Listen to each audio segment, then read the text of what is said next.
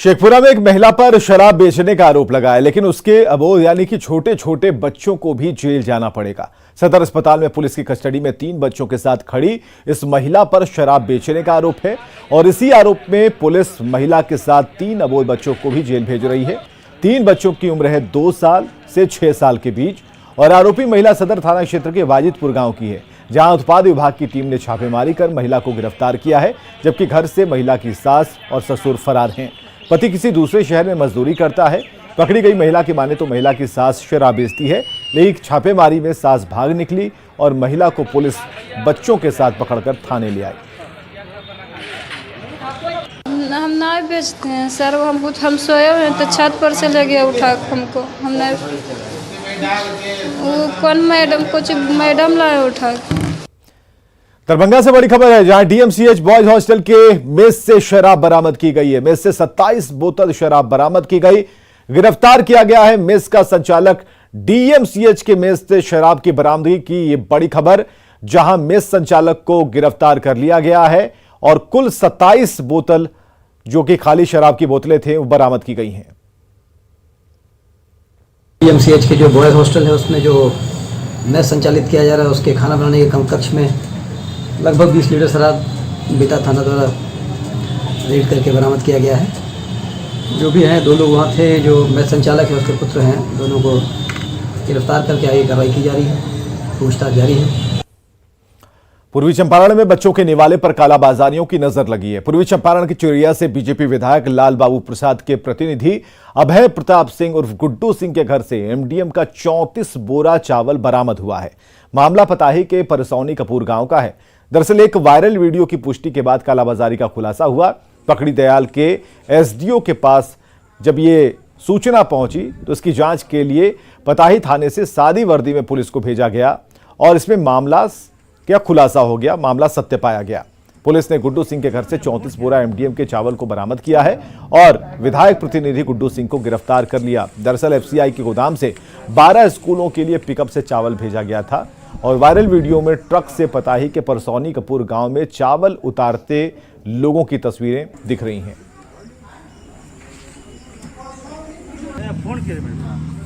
और इसके बाद सवाल यह है कि कब से ये एमडीएम के चावल का खेल चल रहा था, ये सवाल है।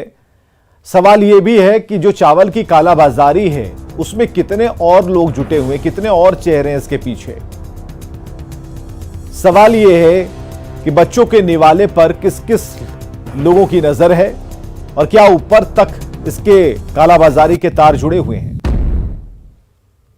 बिहार में डेंगू के मामले बढ़ते जा रहे हैं। डेंगू के सबसे ज्यादा केस पटना में सामने आए, लेकिन नवादा में 48 घंटे के अंदर डेंगू से 2 लोगों की मौत हो गई और बिहार में डेंगू ने अब तक 3 लोगों की जान ली है।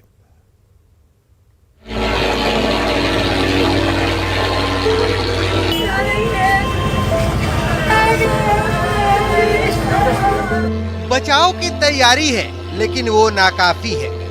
नतीजा खुद देख लीजिए।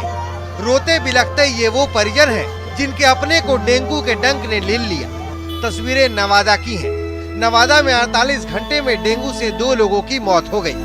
संडे को 102 फीवर आया, मंडे को पटना फोर्ड हॉस्पिटल में भर्ती हुई और बुध को घटना हो गई।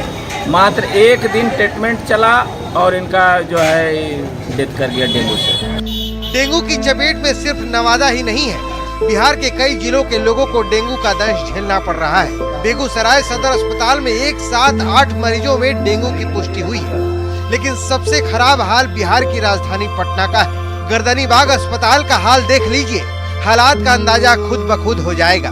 जिन स्वास्थ्य कर्मियों पर इलाज की जिम्मेदारी है वो मच्छरदानी में है। ड्यूटी जारी है लेकिन मच्छरदानी लगाकर।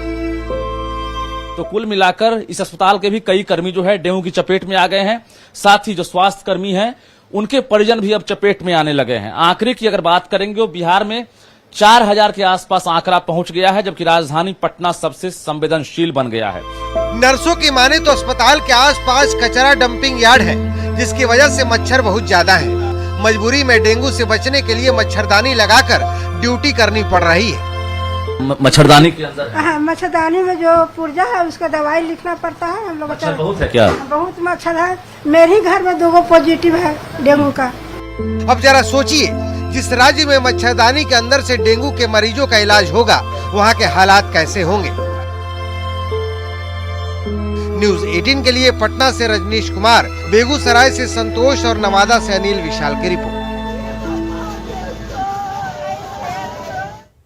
और अब बात उपचुनाव के जंग की। बिहार में 2 सीटों पर होने वाले विधानसभा के उपचुनाव रोचक होता जा रहा है। मोकामा में जहां 2 बाहुबलियों की पत्नियों के बीच मुकाबला है, तो गोपालगंज में साधु यादव की पत्नी ने एंट्री मार दी है।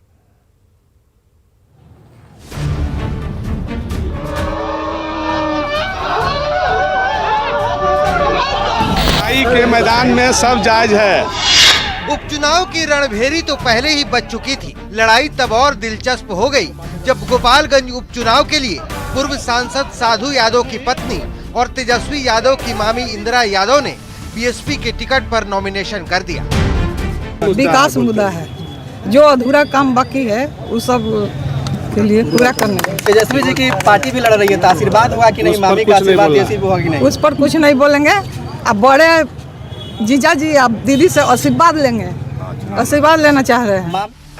गोपालगंज की सीट बीजेपी विधायक सुभाष सिंह की मृत्यु के बाद खाली हुई है। अब तक यहां पर सीधा मुकाबला था बीजेपी की उम्मीदवार दिवंगत सुभाष सिंह की पत्नी कुसुम देवी और आरजेडी के मोहन गुप्ता के बीच, लेकिन साधु यादव की पत्नी के नॉमिनेशन के बाद लड़ाई त्रिकोणीय हो चुकी है। ठीक है, वो तो लड़ाई के मैदान में सब जारी है। लड़ाई के मैदान में सब जायज है।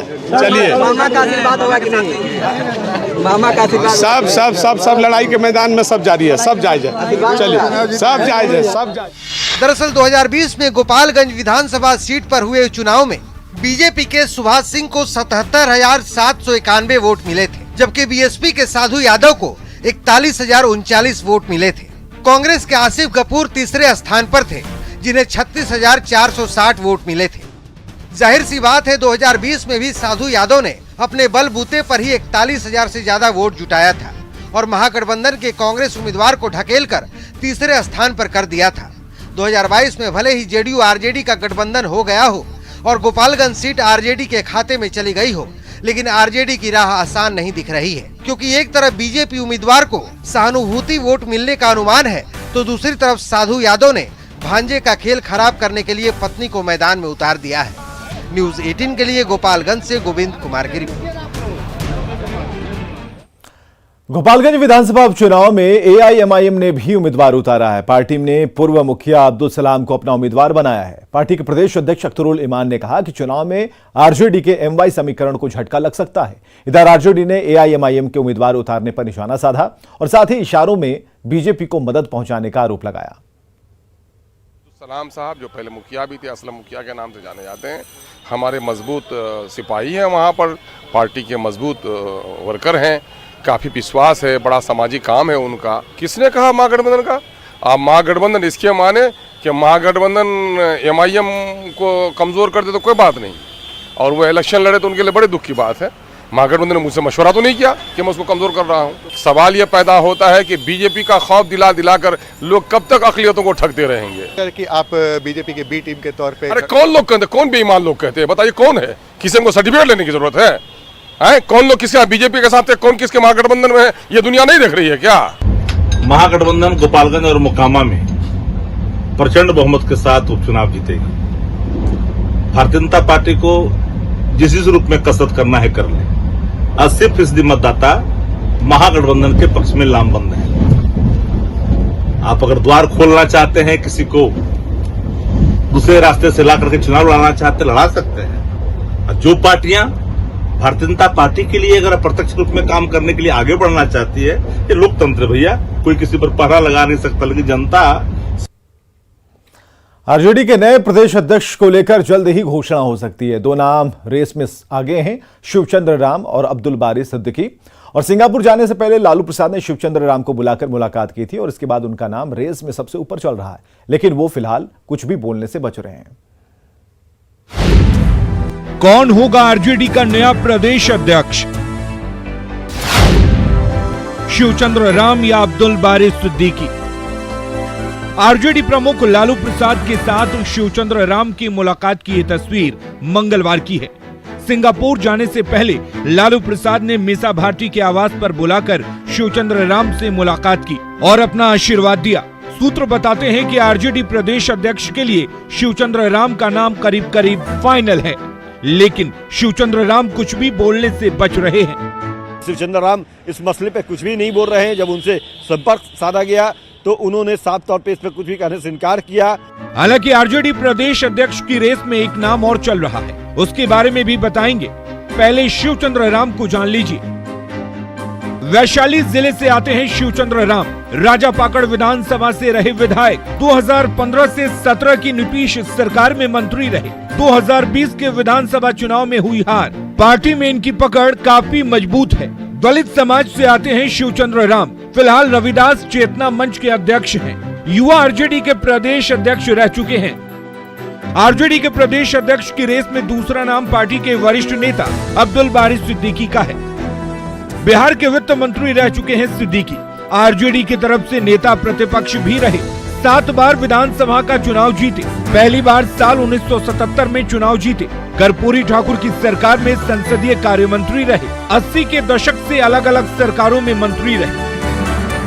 मुकाबला इन दोनों नेताओं के बीच है, लेकिन दलित समाज से आने वाले शिवचंद्र राम डिप्टी सीएम तेजस्वी यादव के बेहद करीबी हैं। युवा होने के नाते वो तेजस्वी की कोर टीम के हिस्सा भी रहे हैं। माना जा रहा है कि दलित समाज के नेता को प्रदेश अध्यक्ष बनाकर लालू और तेजस्वी दलित समाज के बीच बड़ा संदेश देना चाहते हैं। किससे मिलती है प्रदेश अध्यक्ष की जिम्मेदारी, ये तो कुछ दिनों में पता चल ही जाएगा। लेकिन बड़ा सवाल है कि अब आरजेडी के वर्तमान प्रदेश अध्यक्ष जगदानंद सिंह क्या करेंगे।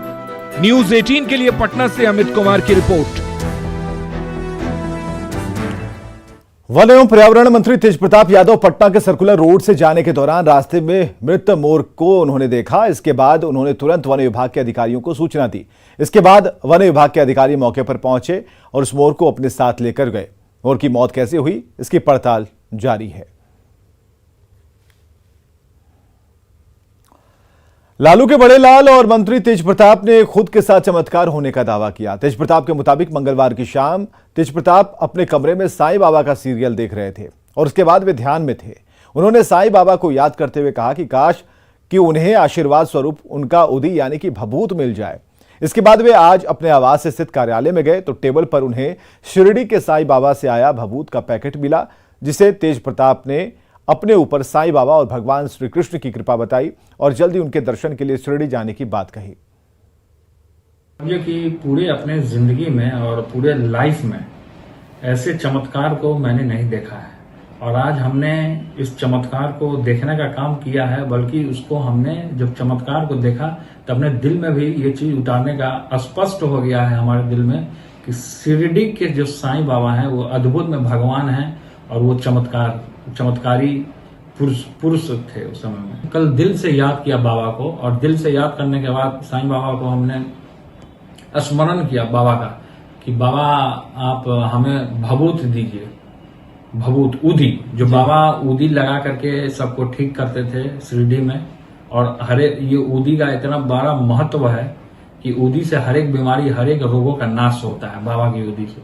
तो वो उदी अब देखिए कि आज कल हमने बाबा को याद किया और आज हमारे घर पे और हमारे टेबल पे ये अपने अभिनय और डांस के जरिए अभिनेत्री श्वेता महारा भोजपुरी इंडस्ट्री में जल्द ही अपनी खास पहचान बना चुकी हैं और मूल रूप से उत्तराखंड की रहने वाली श्वेता न सिर्फ एक बेहतरीन अभिनेत्री हैं बल्कि कोरियोग्राफी में भी महारत हासिल है।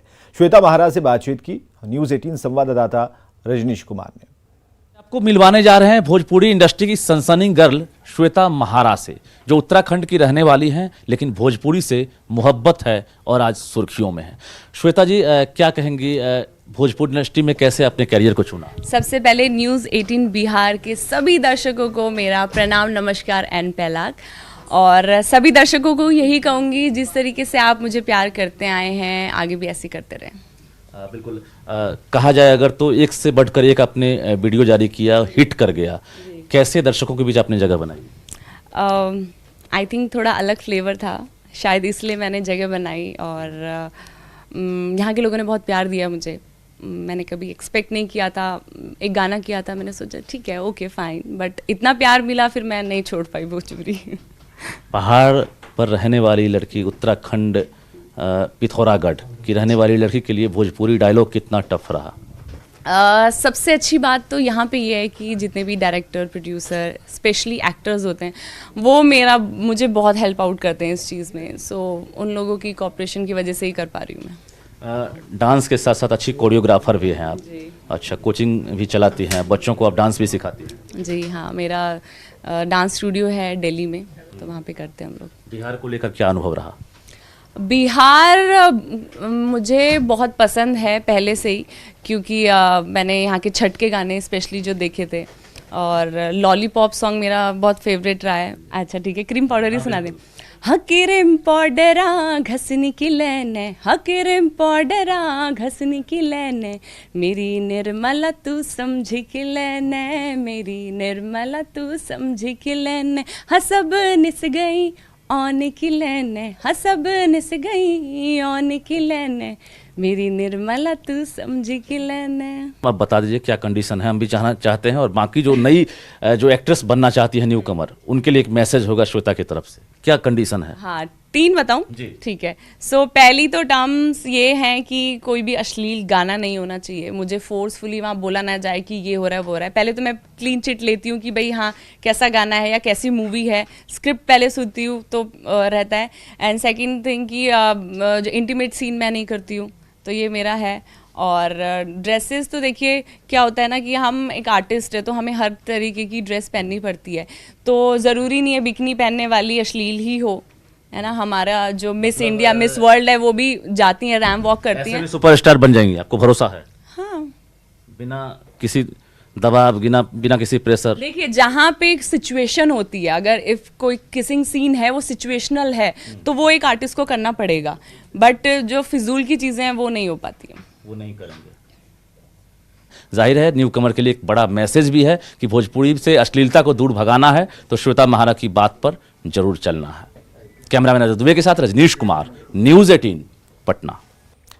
दिल्ली यूनिवर्सिटी के नॉर्थ कैंपस के हंसराज कॉलेज के पद्म भूषण ज्ञान प्रकाश संगोष्ठी सभागार में हिंदी रोजगार की भाषा विषय पर संगोष्ठी आयोजित की गई।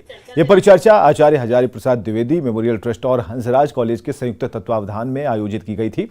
परिचर्चा में वरिष्ठ पत्रकार और भाषाकर्मी राहुल देव के अलावा कॉलेज की प्राचार्य प्रोफेसर रमा, टेलीविजन पत्रकार संगीता तिवारी और वाणी प्रकाशन की निदेशक अदिति माहेश्वरी गोयल भी शामिल हुई। आचार्य हजारी प्रसाद द्विवेदी मेमोरियल ट्रस्ट शिक्षा, भाषा, साहित्य, पर्यावरण के क्षेत्र में प्रमुखता से कार्य कर रहा है। परिचर्चा में हिंदी और भारतीय भाषाओं में रोजगार की संभावनाओं पर चर्चा हुई। आगे देखिए जोहार झारखंड।